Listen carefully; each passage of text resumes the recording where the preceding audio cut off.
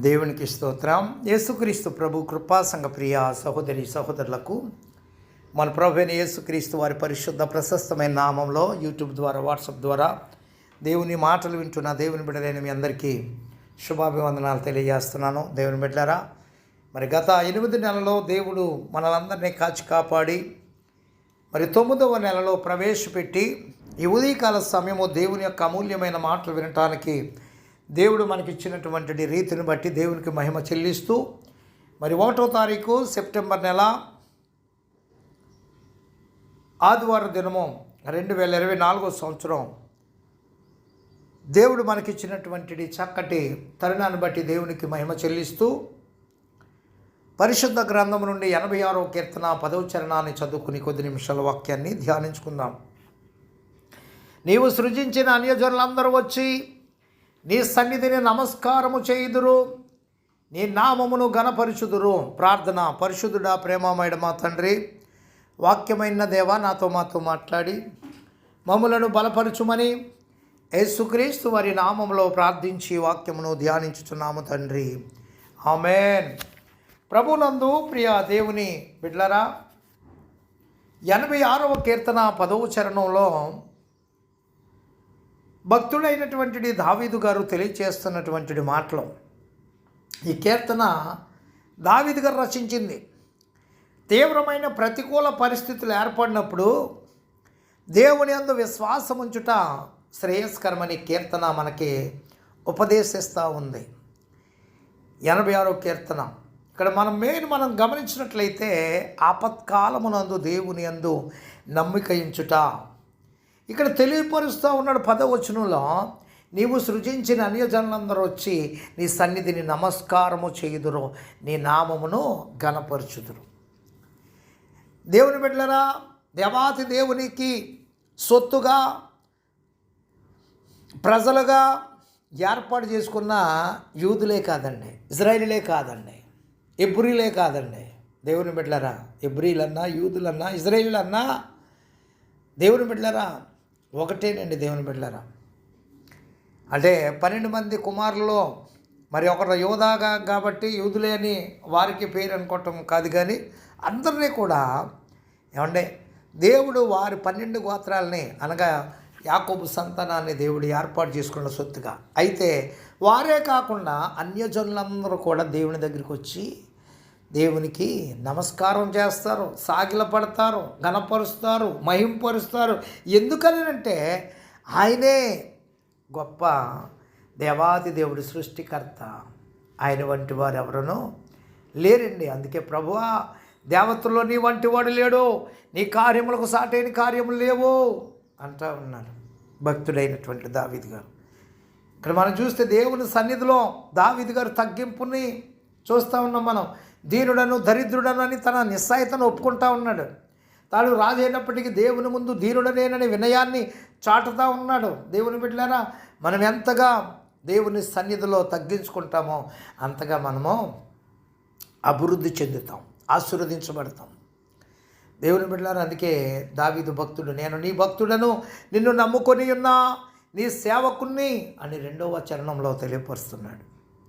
అంటే దేవునితో తనకున్న సంబంధాన్ని జ్ఞాపకం చేస్తూ భక్తునికి, దేవునికి, దాసునికి, యజమానికి మధ్య ఉన్న సంబంధాన్ని దేవునితో కలిగి ఉండటను జ్ఞాపకం చేస్తూ ఉన్నాడు. నా ప్రాణము కాపాడుము, నీ సేవకుని రక్షింపుమని ప్రార్థిస్తూ ఉన్నాడు. దేవుడు తన భక్తుని ప్రాణం కాపాడుతాడు, యజమానుడు తన సేవకుని రక్షిస్తాడు.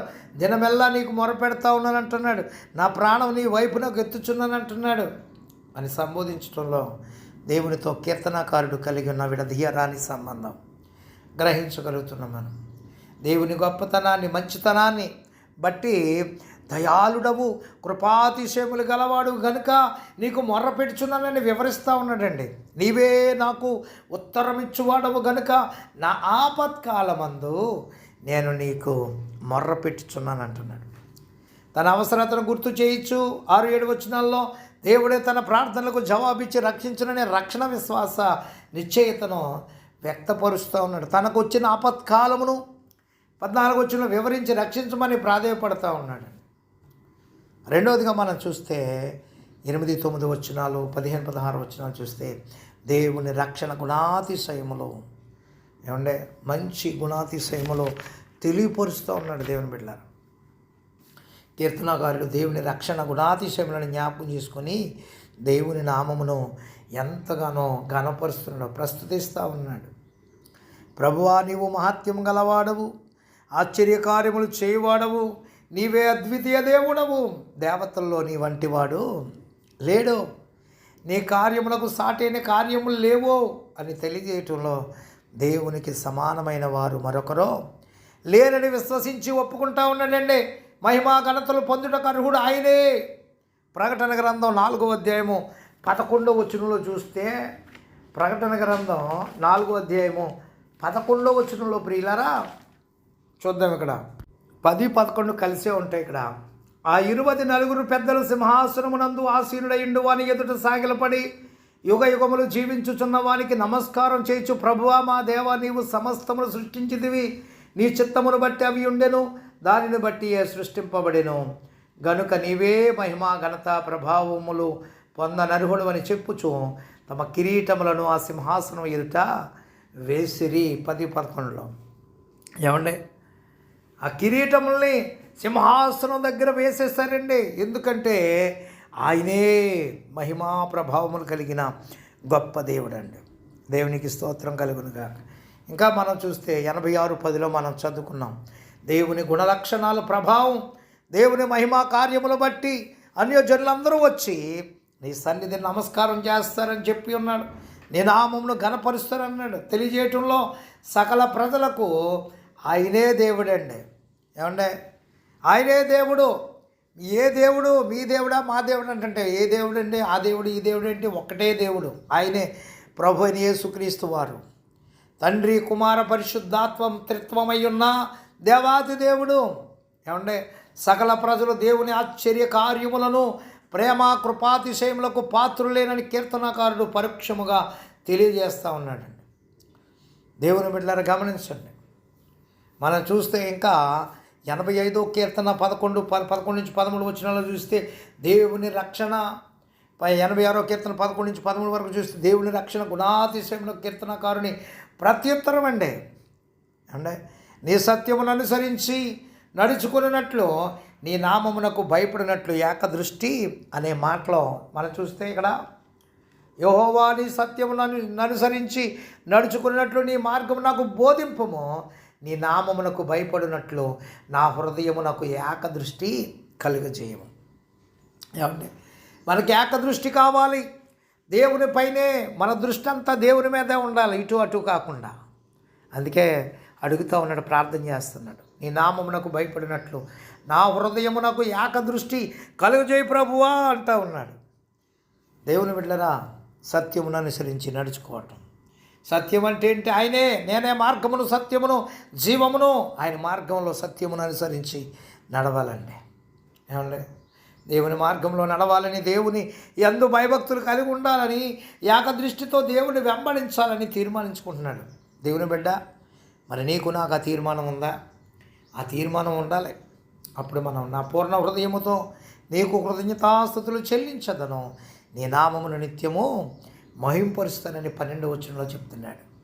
నా పూర్ణ హృదయముతో నేను నీకు కృతజ్ఞతాస్తుతులు చెల్లించదు, నీ నామమును నిత్యము మహింపరుస్తున్నాను. నిజమే దేవుని బిడ్డలారా. అందుకని దావీదు భక్తుని వలె యథార్థ హృదయంతో నన్ను ఆరాధించలేదు, దావీదు వలె యథార్థ హృదయంతో నన్ను ఆరాధించాడు అని పరిశుద్ధ గ్రంథంలో దేవాది దేవుడే లిఖింపచేశానండి.